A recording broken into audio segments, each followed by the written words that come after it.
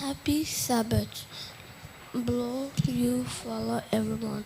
May God bless you follow. Tango for come today. Before we begin our program, I would like to ask Alice to open with a word of prayer. Please kneel with me as we open our program with a word of prayer. Dear Father in heaven, thank you for bringing us safely as we start our children's program. Please be with us and please bless the children that is participating today. Thank you for bringing us all safely here.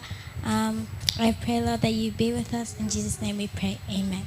I would now like to invite the children to perform a special item for us.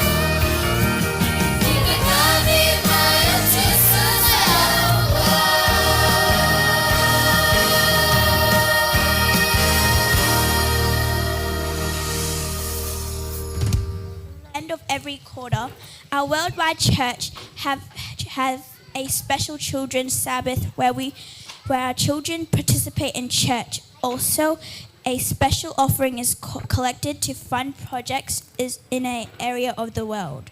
This quarter,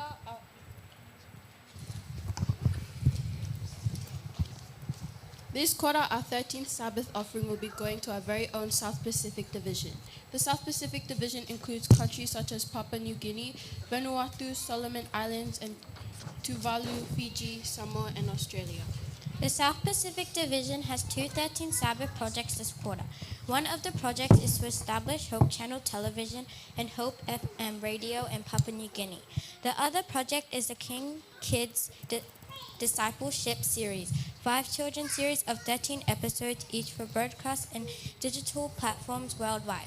The series are based on themes and stories from Ellen White's Step to Christ, Life of Jesus, Desire of Ages, Christ, Object Lessons, Patriarchs and Prophets, Acts of the Apostles, and the Great Controversy. It's now time for our 13th Sabbath offering. Please give generously to continue the work of God in the South Pacific Division.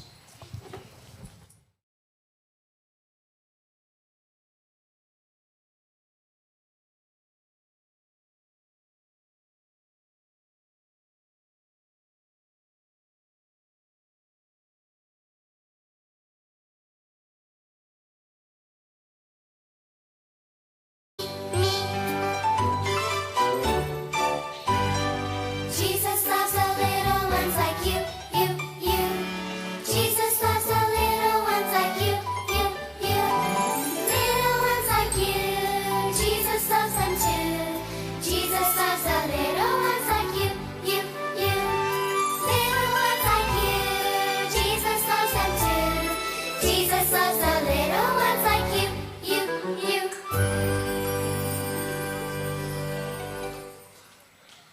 Please God help us help this offering to go to the church and to everyone who is in need, and please bless them to learn about you and trust about you. Bless this day. Amen.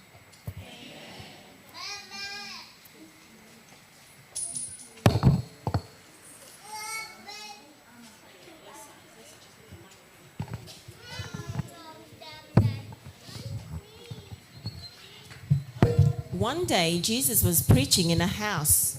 Some sick people had come too. They wanted Jesus to make him better, but the house was so crowded that some of them couldn't get inside. So one man who couldn't walk wanted Jesus to make him better. His friends decided to help him. Let's put our friend on a mat and carry him to Jesus.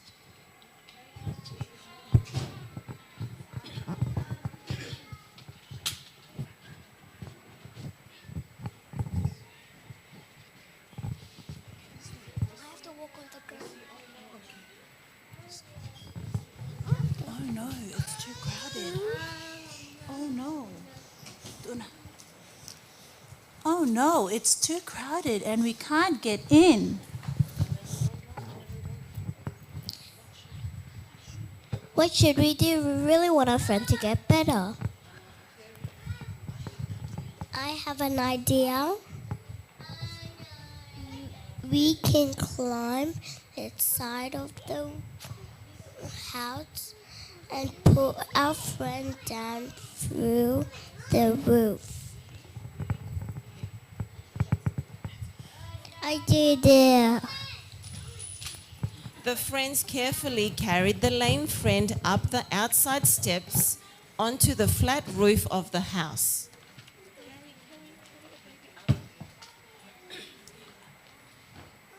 They laid him down and lifted off some of the tiles to make a big hole in the roof. Then they gently lowered their friend down through the hole into the middle of the crowd, right in front of Jesus. Jesus knew that the men wanted to be made better. He knew that his friends believed that Jesus could heal him. Before the men could even ask to be made better, Jesus said, Your sins are forgiven. Take your mat and go home. The men jumped up, grabbed his mat, and went home praising God. Yay!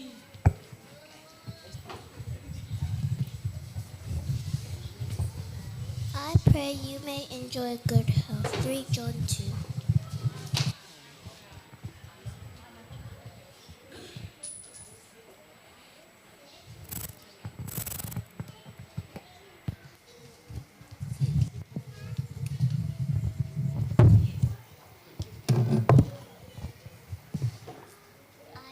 sick and you looked after me.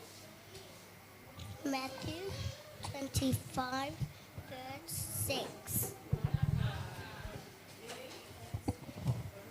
I did there. Therefore, let the friend still closer and the brother.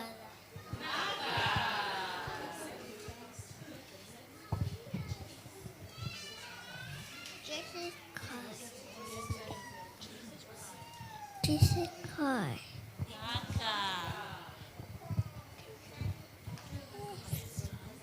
I have his spirit. Again, God has come. God.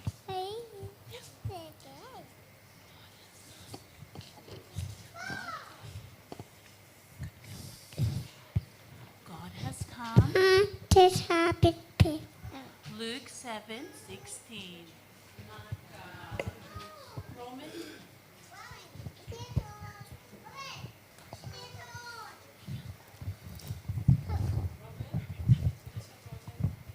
God said, I love you with a love that lasts forever. Jeremiah 31, 3. Zephy? One thing I do not know, I was blind, but now I see. John chapter 9, verse 25.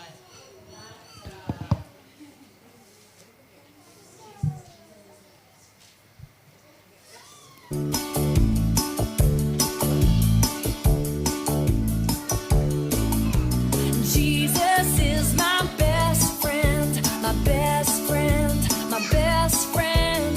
Jesus is my best friend. He's always there for me. Jesus is my best friend, my best friend, my best friend. Jesus is my best friend.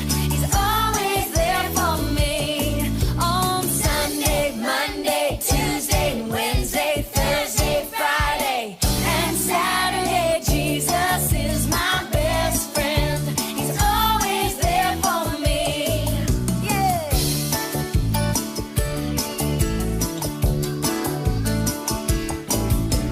Jesus is my best friend, my best friend, my best friend. Jesus is my best friend. He's always there for me. On Sunday, Monday, Tuesday, Wednesday, Thursday, Friday, and Saturday. Jesus is my best friend. He's always there for me. He's always there for me. He's always there for me.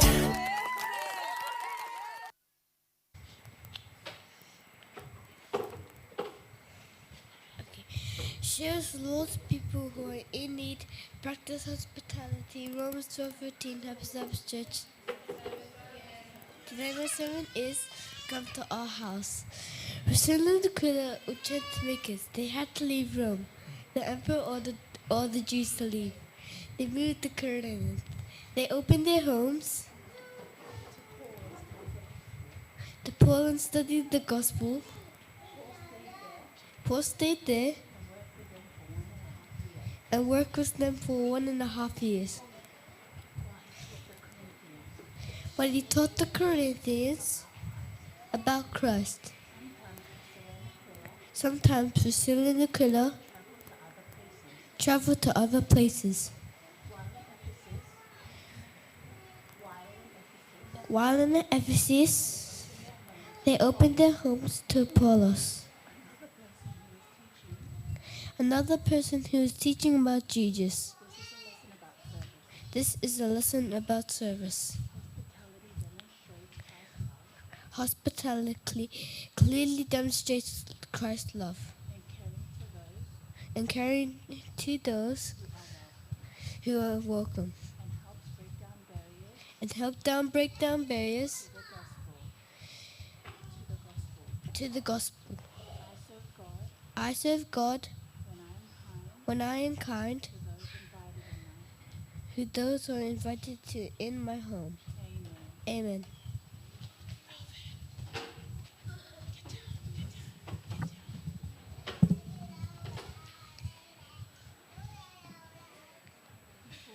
Happy Sabbath, church.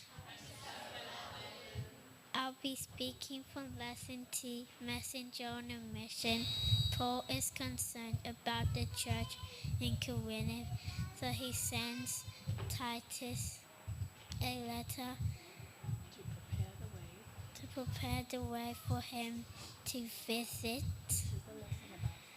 This is a lesson about service.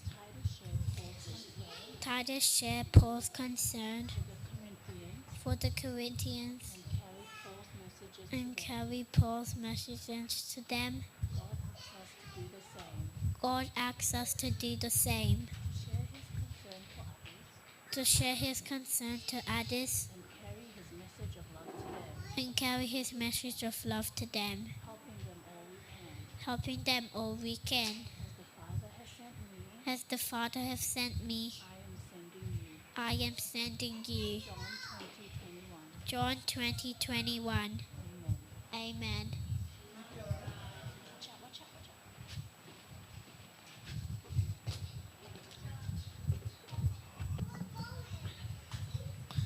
Have you ever had to tell someone something that you didn't want to tell them? Isaiah didn't think he was good enough to be God's messenger. He used an unusual way to encourage him. Good morning and happy Sabbath, church. Today my sermon is from Lesson 5, Forgiveness Fire. Isaiah has a vision in God's temple of the Lord sitting on a throne surrounded by angels singing, Holy, holy, holy is the Lord Almighty. The temple is filled with God's glory and the doorposts shake. Then one seraphim flies to Isaiah and touches his lips with a live coal from the altar, an act that symbolizes purifying and cleansing from sin. Isaiah responds to his new gift of grace by answering, Here am I, send me as God's messenger. This is a lesson about grace. God promised to forgive and cleanse Isaiah for all his sins. He offers us the same promises of forgiveness and cleansing, a new gift of grace who will receive it. Your guilt is taken away and your sin atoned for. Isaiah 6 verse 7. Good morning and happy Sabbath, church. My sermon today is entitled More Time on the Clock, taken from Isaiah chapter 38. While Hezekiah is sick, God sent him a message by his prophet Isaiah, telling him he will soon die. Hezekiah prays bitterly. God gives Isaiah another message for Hezekiah, that he heard his prayer and had seen him weep and would add 15 years to his life. God promises to turn the shadow on the sundial of Ahaz 10 degrees backward as a sign. God keeps his promise. Hezekiah recovers and writes a psalm in which he expresses his gratitude to God for answering his prayer. This is a lesson about grace. God's promise to extend life to Hezekiah was a gift of his grace to Hezekiah, to Isaiah, and to us. He promises us eternal life extended forever, not just for 15 years. Just as God kept his promise to Hezekiah long ago, he will keep his promises to us today. The Lord will do what he has promised. Isaiah 38 verse 7. O Lord, we are the potter, O Lord, we are the clay, you are the potter, we are all the work of your hand. Isaiah 64:8. Happy Sabbath, church. My sermon is called Jars of Clay, taken from Lesson 7. God tells Jeremiah to visit the potter who is working at the wheel. The potter is making a clay jar. It has a defect and the potter makes it again. God tells Jeremiah that the Israel is in his hand and that he has the power to reshape the nation to conform to his will. This is a lesson about grace. Even though we are marred by sin, God has promised to mold us into His image, to change our lives, to conform to His will. If we are born and continues to shape us throughout our lifetime, making us into valuable vessels. May God bless His words. Vinaka. Lesson 11. Can't wait to tell. Happy Sabbath, church. My sermon is entitled Can't Wait to Tell. The angel Gabriel visits Mary and tells her about God's plan for her life, that she will be the mother of Jesus. Mary is both worried and amazed. Gabriel also tells her that her elderly relative Elizabeth will also have a child. Mary goes to visit Elizabeth, who pronounces a blessing upon Mary, saying, Blessed are you among women, and blessed is the child you will bear. Luke chapter 1, verse 42. Mary responds with beautiful words of praise. This lesson is about worship.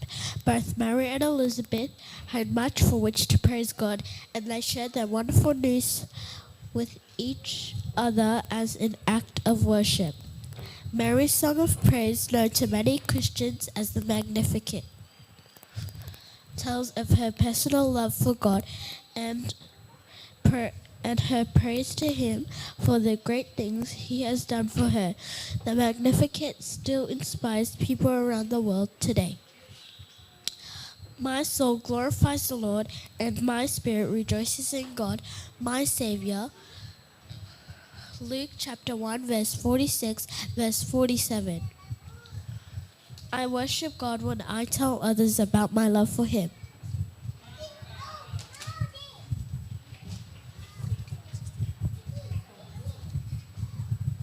Have you ever seen a pastor try to preach without a voice?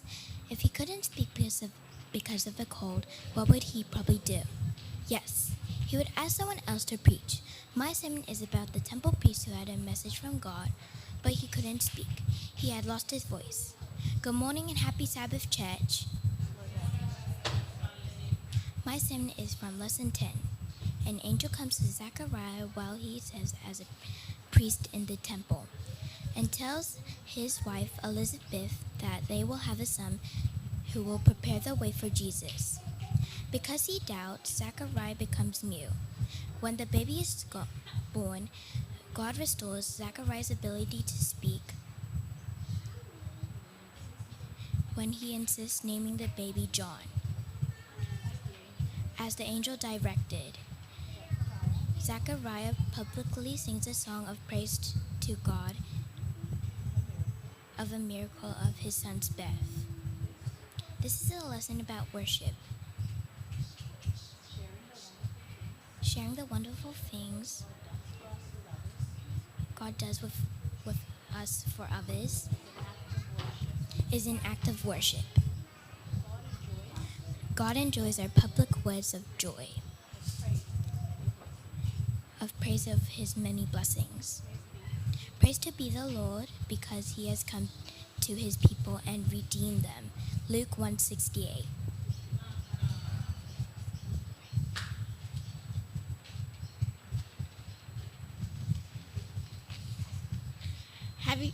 Have you ever been camping and slept out under the stars? In my sermon today, we will hear about shepherds that slept out under the stars on one particular night that changed their lives forever. Happy Sabbath, church. I'll be preaching from lesson 12. While shepherds are watching their sheep one night, an angel of the Lord appears and frightens them. The angel tells them not to be afraid, as he is bringing the good news about Jesus' birth and where they can find him. Then many angels sing, Glory to the God in the highest, and on earth peace, goodwill toward men. Luke 2 verse 14. This lesson is about worship. The shepherds listened and worshipped as the angels heralded the birth of Jesus. So attending worship services, family worship, and Bible studies, we may hear the good news about Jesus. To listen and learn about Jesus are acts of worship, deepening our love and relationship with Him, and preparing us for another act of worship, sharing the good news with others. Glory to the God in the highest, and on earth peace, goodwill toward men. Luke 2, verse 14. Amen. Happy Sabbath, church. My object lesson is focusing on the true meaning about Christmas. On December the 25th, everywhere around the world, people are celebrating Christmas. Joyful carols, special liturgies, brightly wrapped gifts, and festive foods that all characterize the feast today. I am blessed to know the truth about Christmas and what a joy it is to celebrate our Lord's birth, even though I don't think it is on the 25th of December. Many homes would have a Christmas tree up in their living room. Even though I don't have one, I would like to talk about the tree. Christmas trees could be a wonderful symbol of the season if it were true. There's one part of the Christmas tree that is more important than any other. Can you tell me what it is? It's not the light, nor the ornaments, nor the star on the tree. It's the base. Most of you probably never looked at the Christmas tree base. We only see it when it's been put up or taken down. Most of the time, the base is hidden by the tree or the tree skirt. But without the base, the tree wouldn't stand up, nor the lights or the ornaments wouldn't stay up. There are so many things that can happen at Christmas. It's easy to overlook one other important part of the season. We get so excited about time off from school, presents, family, and parties. It's easy to forget about the baby Jesus. But without Jesus, there would be no Christmas. His birth was so important. Isaiah wrote about it centuries before it occurred. It says in Isaiah 9:6, For to us a child is born, to us a son is given, and the government will be on his shoulders, and he will be called the Wonderful Counselor, Mighty God, Everlasting Father, and the Prince of Peace. I want to urge us to look behind the lights, the ornaments, the presents, and the tree. Look to the foundation of Christmas and our faith, Jesus. Let's remember what Christmas is really about and thank Him for the gift He gave us. Amen. Good morning, church, and happy Sabbath. My object lesson is light of the world. This is a flashlight. If you're going someplace you know will be dark, you're going to want to bring one of these along. For instance, if you're going camping where there aren't any electric lights, you can just switch it on. You're going to need a flashlight to see when the sun goes down. You might use a flashlight to see things where the light cannot reach, like underneath the table or a shelf. Has the power ever gone out in your house because of a storm? Flashlights are really helpful then. Did you know God wants us to be lights? I know we don't glow like light bulbs, but He's talking about a different kind of light. Jesus told a parable in Matthew 15-16. Neither do people light a lamp and put it under a bowl. Instead, they put it on a stand, and it gives light to everyone in the house. In the same way, let your light shine before men, that they may see your good deeds and praise your Father in heaven. So you see, God wants us to use our words and actions to shine the light of Christ. If people see you are a good and faithful person, they'll wonder what makes you that way. And that's how you shine the light. You tell them Jesus makes you that way. When you shine the light into darkness, what happens to the darkness? It disappears. The light takes over. Some people live in the darkness. They don't know how to have joy or goodness because they've been in the dark so long without Jesus Christ. But if you come near them and live life with them, you can act like this flashlight and shine light into their darkness. Don't ever be afraid because God always provides light. May God bless His word. Binaka. Happy Sabbath, everyone. My object lesson today is temptation. I just got a new shirt. I was almost going to wear it this morning, but I decided not to because, as you can see, it's still got the price tag attached. Now, obviously, if I wanted to, I could wear it with the price tag still attached, but I don't think that would be a very good idea. The price tag isn't a part of the shirt. It's only there for a little while once the shirt is still in the sales rack. But once it's mine, the tag is no longer needed. Sure, you can keep the tag attached, but if you did, you'd be itching the back of your neck all day. The little paper tag and the plastic strip that keeps it together is pretty irritating. Thankfully, this is an easy problem to fix. One snip and the tag is gone. When the Israelites moved to the Promised Land, their brand new home, God gave them similar instructions to cut off the people who already lived there. Get rid of them, get rid of the idols, leave nothing. Cut them off and get rid of them. Unfortunately, the Israelites didn't do as God said. The people and the gods who inhabited the land before Israel constantly irritated Israel and their God. The Israelites let the Canaanites lead them astray, worshipping false gods instead of the one true God. The Old Testament teaches us that what happens if we don't cut off bad influences in our lives. That they will never leave us alone, and they will always be a snare for us. Some of you may need to cut some ties in your life. Maybe it's a so-called friend who's a bad influence, or maybe it's a habit. Whatever it is, it constantly rubs and irritates you until you cut it off. Get the scissors, cut the tag, and toss it away. Only then you'll be free from the temptations and that are holding you down. Thanks. Happy Sabbath, church. My object lesson is heart changes. This is a $5 bill. Doesn't anyone want a $5 bill? You know, I could hand you this dollar bill and let you take it to a store. But if you tried to buy anything with it, it wouldn't work. You know why? Because this is Monopoly money. It's only good for paying bills in Monopoly, in a Monopoly game, isn't it? Now, I bet you would all like to have this. This $5 bill, right here. This is the real thing. How can you tell? It's larger than the Monopoly money.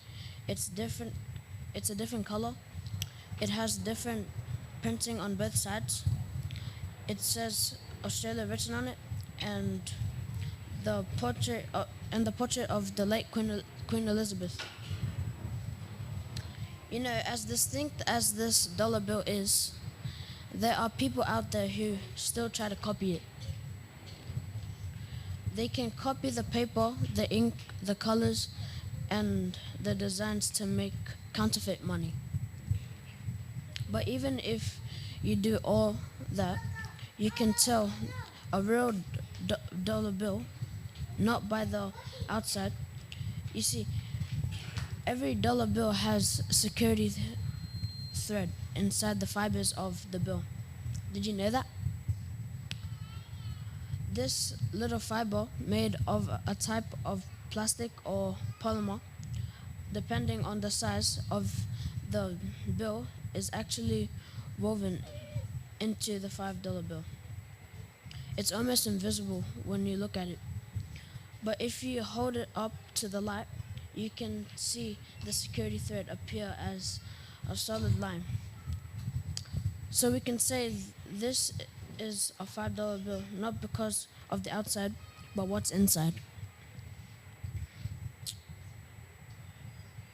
You know, the Bible says something similar about us. We can go to church, sing songs to God, put money on the offering plate, but God doesn't just look at these outward signs. He also looks where? At the heart. The Bible says, the Lord does not look at things man looks at. Man looks at the outward appearance, but the Lord looks at the heart. 1 Samuel 16, verse 7. In other words, you can't fool God. I want to challenge you guys not to be counterfeit Christians, but real. Let God change the inner fibers of your heart. So when people see you, they don't just see a smiling face, but the heart of a real Christian. Good morning and happy Sabbath, church. Can someone tell me what this is? Yeah, that's right. It's a salt shaker. I bet every time you sit down at home to eat, you at least see one of these sitting on the table. We can find them at home, we can find them at restaurants, even at the cheapest fast food stores, we can see them sitting on the table. We expect it, don't we? But who just sets the table just for salt? If you're going to have a salt shaker, you at least expect to have a pepper shaker too, which I don't have. Salt and pepper are complements to the food that go together like peanut butter and jelly. They are usually in similar containers, yet on the inside they look nothing alike. They don't taste alike either. Yet in spite of their differences, they go together perfectly. True friendship is just like salt and pepper. People can have a number of differences, yet in spite of those differences, they both find a common ground to share on, good times and bad. Salt and pepper can take a bland, boring meal and turn it into something delicious. Just like how true friendship can make a bad situation and turn it into a wonderful experience. You'll never find a salt without a pepper. And like salt and pepper, true friends are the ones that will stick with you no matter where you are or what situations you face. You don't have to be exactly alike or have everything in common. You just need to be willing to be there. Thank you. Happy Sabbath, church. Today I'll be doing an object lesson using two balloons. One has air and the other is filled with water, not forgetting a lighter. So we have here, I have one balloon here that has air and I have this lighter. The question is, what will happen if I bend this? So you see this lighter?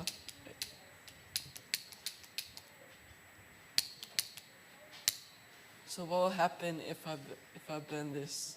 It'll pop. So, and I have another balloon that has water in it. So the question is, what will happen if I pop this? Will it pop?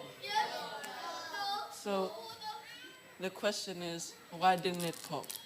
Water conducts heat well and absorbs heat far more effectively than air. When water is placed near the flame, it absorbs the heat and rises its temperature.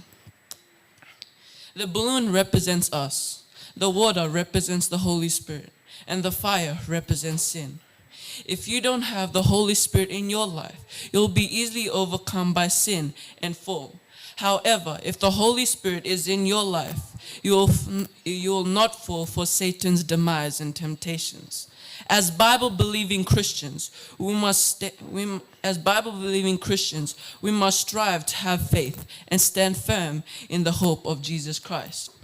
Sadly, if you choose not to fully consecrate your life to God daily, your destiny will not be in eternity with Christ.